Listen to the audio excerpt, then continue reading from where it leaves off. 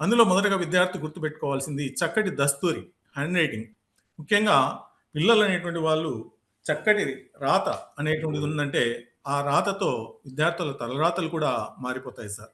కాబట్టి దస్తూరి hand writing అనేటువంటిది పరీక్షల్లో మనం రాసేటప్పుడు చాలా స్పష్టంగా చదివేటువంటి వారికి అర్థమయ్యే విధంగా గుండ్రటి అక్షరాలనేటువంటివి రాసినట్లయితే బావుంటుంది.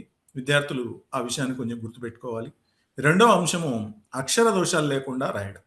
ముఖ్యంగా తెలుగులో అక్షర దోషాలనేటువంటివి విద్యార్థులు ఎక్కువగా నష్టపోతూ ఉంటారు. ఎక్కడో ఒక చోట ఏత్వమో, ఏత్వనపల్లో లేకుంటే ఒత్తుల దగ్గరనో ఎక్కడో ఏదో ఒక పదం దగ్గర తప్పు చేసి దాన్ని ఆ యొక్క పేపర్ రుద్దేటువంటి వాళ్ళు అక్షర దోషాలు కనిపించినప్పుడు ఆ మార్కులనేటువంటి వాటిని తగ్గించడం జరుగుతా ఉంటుంది. కాబట్టి అక్కడ చిన్న చిన్న అక్షర దోషాలనేటువంటివి లేకుండా మనం ప్రయత్నం చేస్తే అక్కడ గూడా మనకు ఎటువంటి ఇబ్బంది లేకుండా మార్కులనేటువంటివి రావడానికి అవకాశం ఉంటుంది. మరొక అంశము